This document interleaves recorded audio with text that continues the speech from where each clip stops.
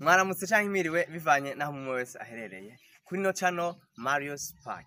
Nkuko twabiberetse ubuheruka amavideo twaheruka kubereka ari kuri no channel twaravuze hanini ya kubworozi bushasha, ubworozi butamenyerewe hano muri kano karere kacu, n'ubworozi bw'amasazi, ubworozi bwitwa Black Soldier Fly Farming, n'ubworozi bw'isazi yirabura, ubworozi tutamenyereye hano. Ushobora kuba ari ryambe nawe uvyumvise kandi ushobora kuba nawe wo bworora buno bworozi, kandi rero nakaryo nikagucike. Ico tugusavye ugire subscribe hama usangize ino video abandi bagenzi bawe, inshuti zawe, abo wifuza yuko mugirira innovation hamwe, abo wifuza yuko muterera imbere hamwe muri buno bworozi mugera kure, uyibasangize nabo babone buno bworozi bushasha. Rero fyo ndaho handitse subscribe, hama uce uraba aho handitse share, uce uyirungikira abagenzi bawe. Twagiye rero tubereke buno bworozi. Nkuko mubibona hano kino kigo citwa 77 Group of Enterprises, ni kigo kiriko kirakora buno bworozi. Buno bworozi butamenyerewe hano mu gihugu cyacu cy'u Burundi. N'ubworozi rero twababwiye n'ubworozi bw'amasazi, ariko atari amasazi amwe tumenyereye. Oya, n'amasazi mashasha, n'amasazi mashasha bishobora kuba ari ryambe nawe ugiye kuyabona. Twagiye tuyabereke. Ariko rero ushobora kwibaza nakaye kamaro ka buno bworozi.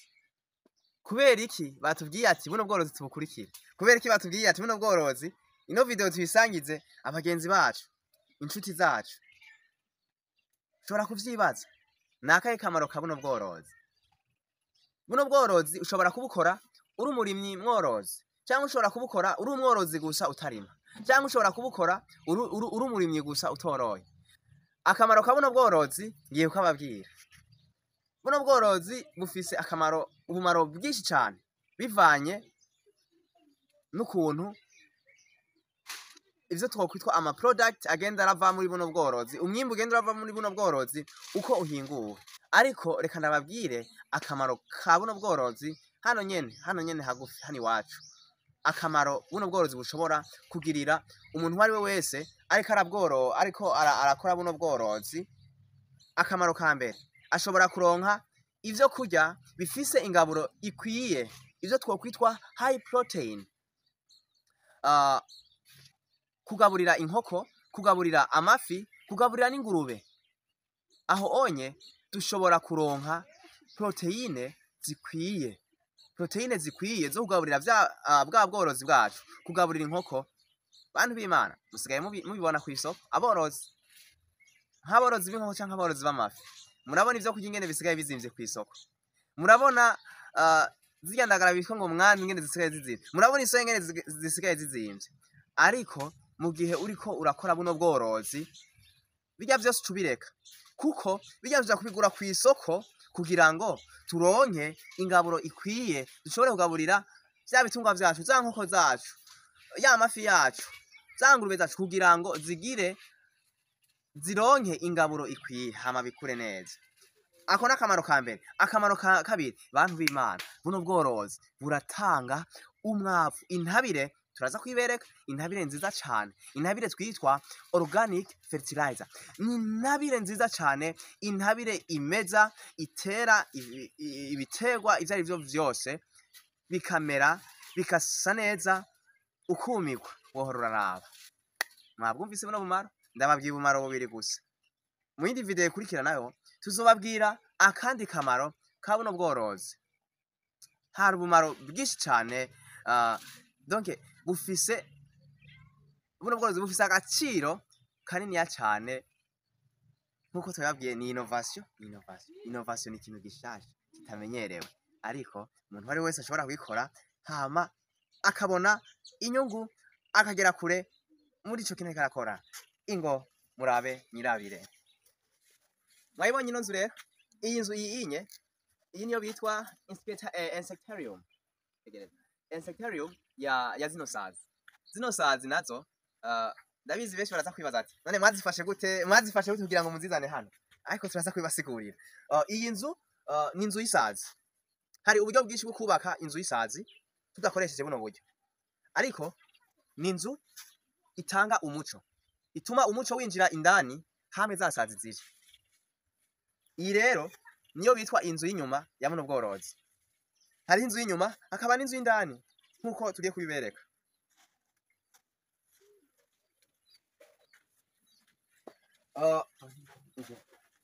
Inzu y'indani rero ngiyi, iyi ni inzu y'indani twitwa love cage, love cage canke le cage d'amour. Aka kameze nk'agasegetera ariko si agasegetera. Za sazi mwazibonye ngizi hano indani ziko ziraguruka, gereza hano ngizi rero bishobora kuba rya mbere buno bworozi bubonye zino sazi zibonye, ushobora kwibaza ati zino sazi mwazifashe gute, zino sazi zifatwa gute kugira zino sazi zije hano. Ni sazi ntabwo ziri harmful, ntabwo ziri harmful, ntabwo zonona amagara y'abantu, ntabwo ari za sazi z'imyanda, ni sazi zitamenyerewe. Nkuko twababwiye ni sazi zirabura, murazibona ni sazi zirabura hano.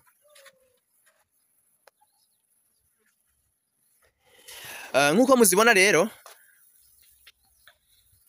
twababwiye iyi nzu iyi inye, iyi ni inzu y'inyuma, iyi mubona ngaha. Hama iyi nayo ni inzu y'indani, iyi ni inzu y'indani. Wow, murabona za sazi indani,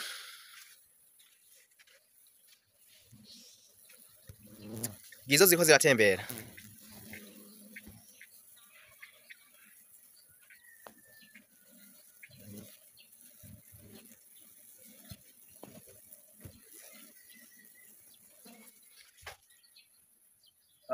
Rero nkuko mubibona zino sazi zifise ubuzima, ubuzima bwabwo ni life cycle, zifise cycle de reproduction. Kurya bavuga ati inkoko iva mu irigi, irigi riva mu nkoko. Zino sazi nazo ukuntu zibayeho, ino sazi iva mu irigi, ino sazi irata irigi, hama iryo rigi rikavuka, rimaze kuvuka rigasubira kuba isazi.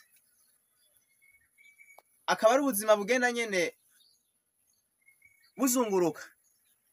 Amagi, ivyo twitwa udu small larve, utwo twitwa udu fresh larve, ivyo twitwa amapipipe, ivyo twitwa n'amapipe, ama tukaca turonka adult flies, mush adulte, tukaca tuyironka hano. Ama rero kugaburira vya bitungwa twababwiye, ntabwo tugaburira zino sazi ziguruka, kuko zino sazi zirapfa.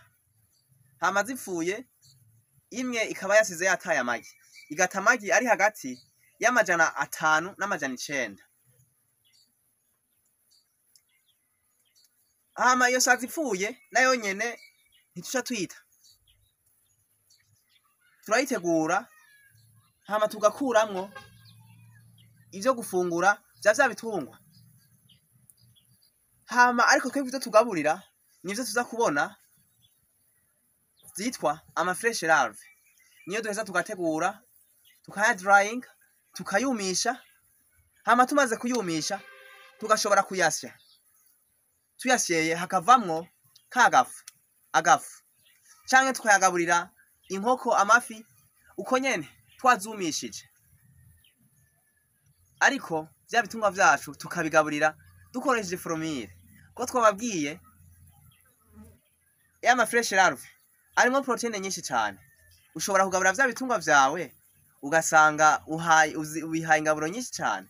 Nimba zari poulet de chair nk'inkoko zita amagi, ugasanga haguta amagi zaciye zivyibuha cyane, zagize ivyo bitwa amagrese. Muri ico gihe ntiziheza zite neza, zisinga kuvyibuha gusa, zishinga kuvyibuha. Ariko uje hano muri kino kigo turaguhana formire y'ukuntu ushobora kugaburira vya bitungwa vyawe. Buno bworozi burakaze rero. Rero nkuko mubibona hano muri kano twababwiye karako twitwa ka love cage. Kano ka love cage karimo ivyo twokwitwa ubuzima bwa mbere bw'ino sazi.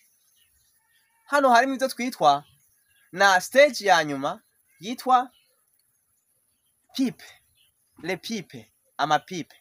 Amapipe rero ni vya bindi biza kuvamwo isazi kaguruka bikiberura hama isazi tukayironka iguruka. Aha harimwo n'ivyo twitwa amatract.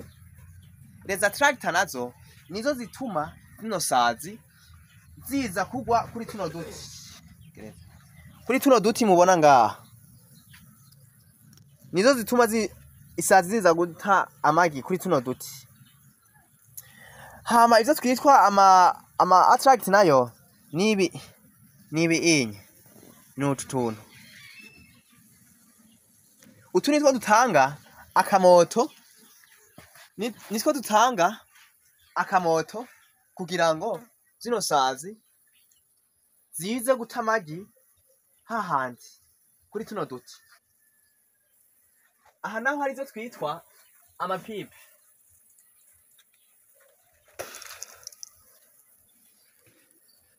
Utu tuntu mubona nitwo twitwa amapipe. Isazi ivuka iciyenga ivuye muri aka kantu mubona karibarura, hama ibinye navyo nyene zimaze kuvayo zose ntitubita. Ibi navyo biri mw'icunyunyu bitwa calcium. Iyo calcium ituma inkoko zikomera, amagufa yako akomera, zigira amagara meza. Ni ivyo rero nivyo twitwa les coquilles za BSF. Hama zino sazi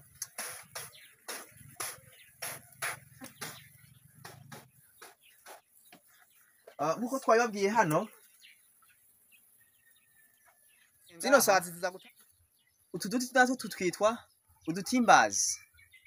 Tuno dutimbazi ni udupondwari naho zino sazi ziza guta amagi. Muratubona turagerekeranye tuno duti. Hano hari imyenge, harimwo espace. Rero ino espace isazi iza guta amagi ngaha muri tuno turongo. Ije guta amagi muri tuno turongo, twebwe tuza kugira ico bitwa collect def. Twaje tuza gucollectinga ama eggs ya zino sazi. Turashobora kuyabereka amagi zataye hano. Tuno duti tuba dufashwe na tuno ture elastic.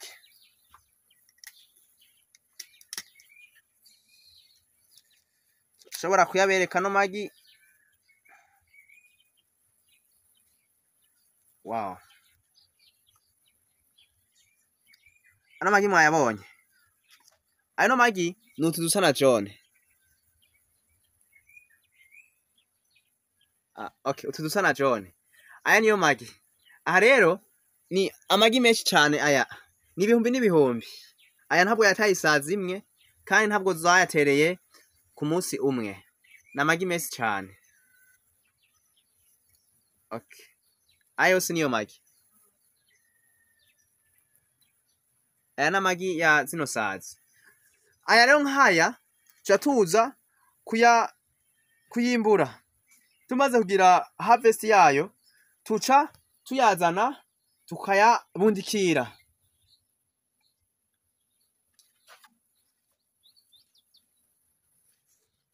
Tumaze rero kuyimbura ya magi, tuca tuyashira kuri kano kantu. Aka nakayungira. Nakantu gafise udutoboro. Udutoboro kugira ngo ya magi twashira hano inyuma y'imisi 3 ano magi acavuka.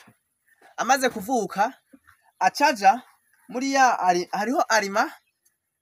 Izi ni arima tutegurira ano magi. Ni arima ya mbere. Ano magi amaze kuvuka nyo duto duto small larvae twavuga tumaze kuvuka duciye ngaha muri kano kayungira, tuca dutibukira ngaha. Tuca dutibukira muri no arima. Muri no arima niho tuca dutibukira.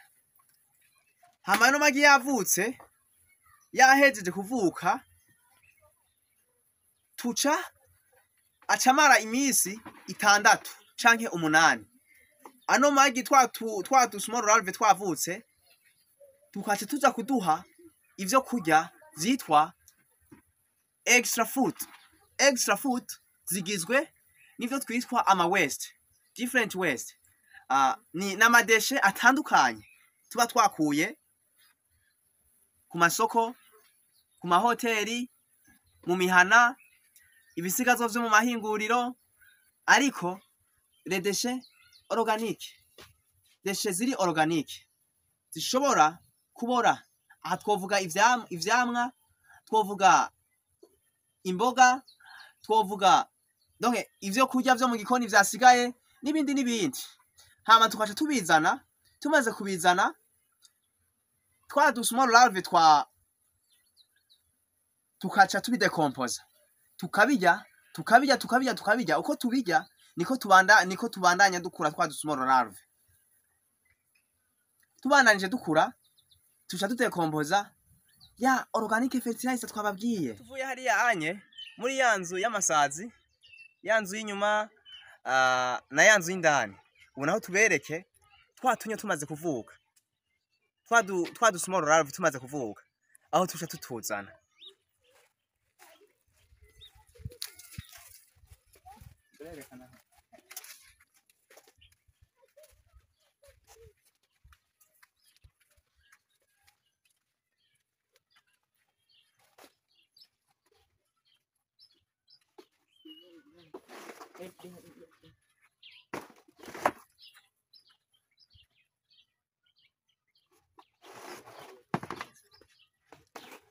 Nkuko twababwiye ya magi yamaze kuvuka, tumaze kuvuka tuca tutuzana hano. Murahabona hano ano mabase yose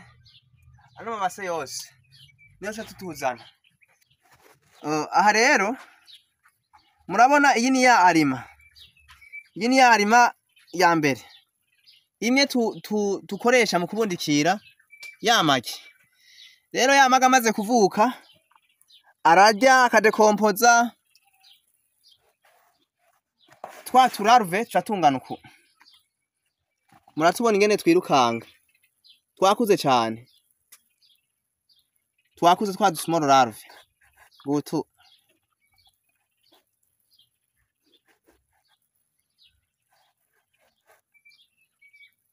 Wow.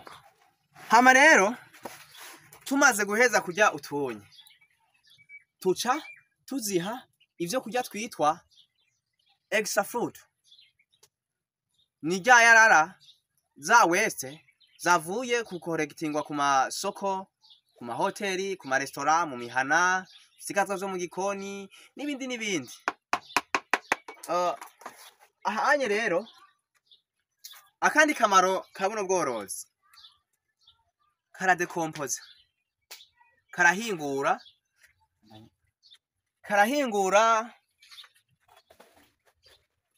yarara, kakarikuramwo ifumbire, intabire nziza. Murabona nka rino ni yarara ry'amavoka, izari wese z'amavoka, ariko mu ndabiri ingene zazidekompoje,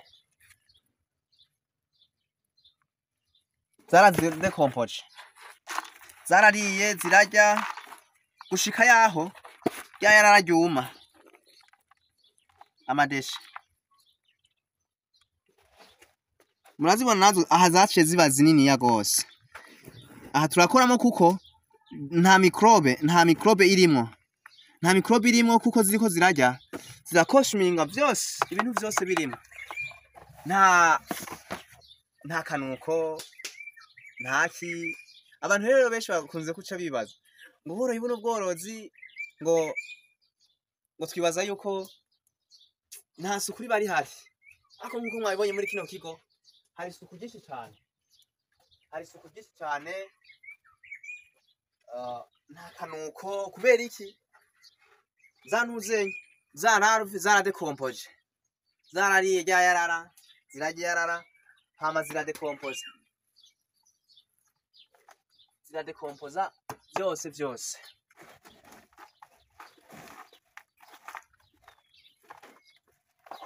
Murabona nkaha ngene zizirya, ngene zidekompoza. Wow. Ini ryarara ryarabaye dekompoze. Kubera iki? Kubera aya ma larve yaraziriye. amaze kuzirya vyaciye biba decompose.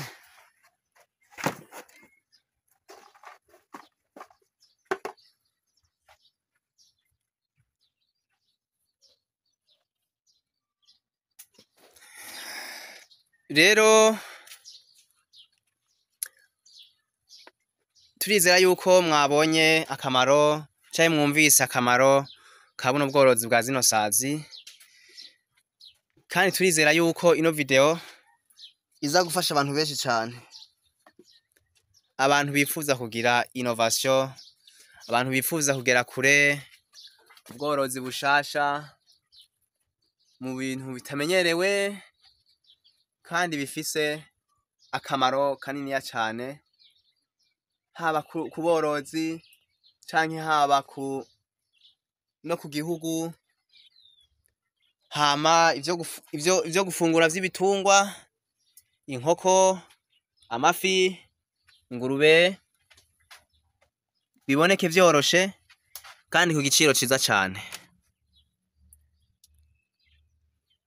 Rero nta handi muzobisanga atari mu kigo citwa 77 Group of Enterprises, nta handi muzobisanga.